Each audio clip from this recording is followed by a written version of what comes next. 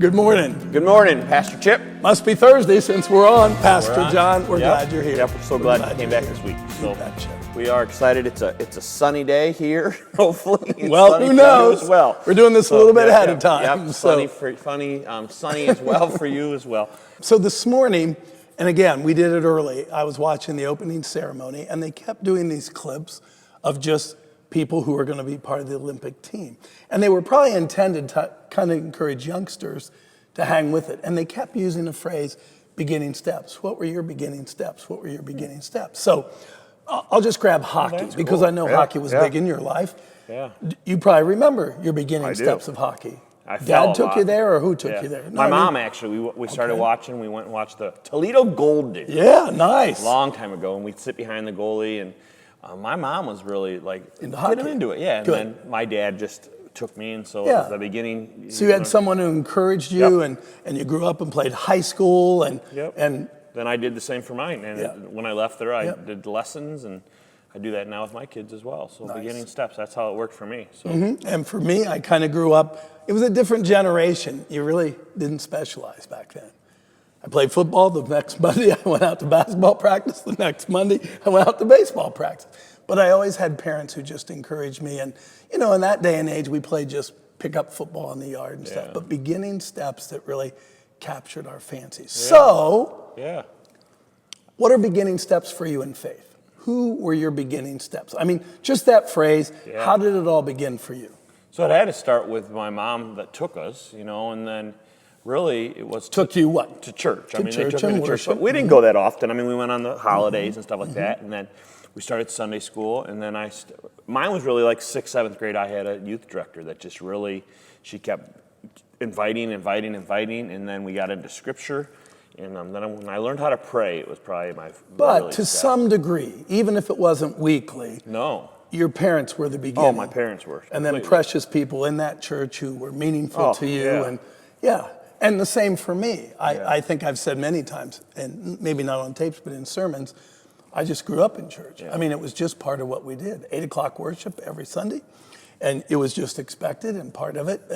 And those beginning steps led to people saying to me, you want to be a pastor? Yeah. And I think I've told you this. And I would say, well, we don't need a pastor. We have Pastor Gady King.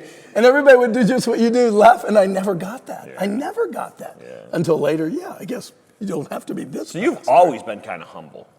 What? No, I just meant I didn't even understand. I know, but even like now, like how you just skipped over, I just played sport. I mean, you're a really good athlete. Well, that was okay. Humble and love. I know you're trying to go to a point here. I am. So it was natural for us. But you and I both know, and a lot of folks listening, it's not. No. I mean, it's not a shot at their parents or their grandparents or even their life, but they never had that kind of beginning where we sort of grew into faith. And I don't mean just being a pastor, I mean into to believing. So what do you do now if you don't have Well, that's what I wanted to say to people. Where do you start? Today, one of those athletes said this way, stupid as it sounds, I mean, how do you eat an elephant, right? Remember that joke? One bite at a time. So how do you start a journey? One step at a time. Yeah. Now, many of us have tried different exercise programs, and you don't go out and run a mile right away. You pray to God you can run 100 yards right away, okay? But one step at a time. And I really thought, you know, it's a Thursday where we might say to someone, we're grateful for the folks who live in the kingdom, and faith has always been a part of their life, but we're mindful that perhaps this could be one person watching, that our encouragement might be, just take that first step. And the first step isn't necessarily coming to worship. We like that. But the first step is just maybe coming to prayer or coming to slip and slide. We see that a lot in youth ministry. Fun stuff like that. But like even as an adult, you know, just finding a friend who goes to church and say, hey, could I tag along once? Could I tag along? Or what do they do? Ask that question. And you may not get everything because I use the analogy that right across our parking lot is the Jewish synagogue.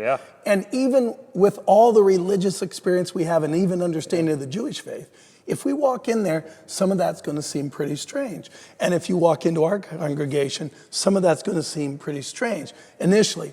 But it's just a beginning step, a first step. I like it. And maybe it's just a word of encouragement on this particular Thursday as we're almost ready to head into August.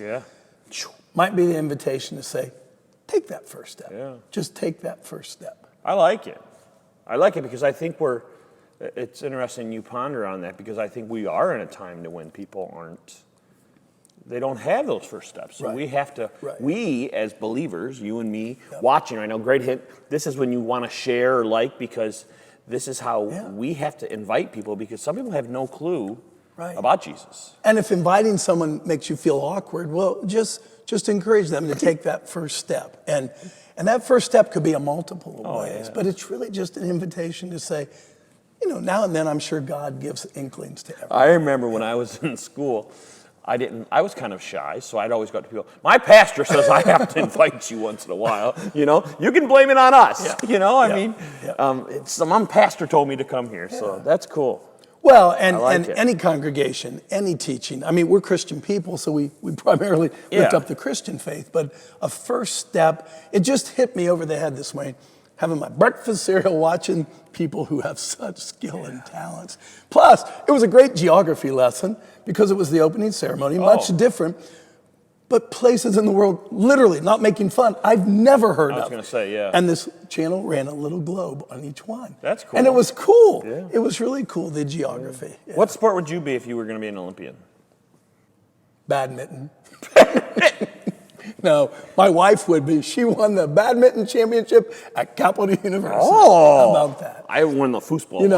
It would have to be a team sport. I just don't see myself individually that great at anything. I'd want to do the bobsled, I think. I think it's so cool.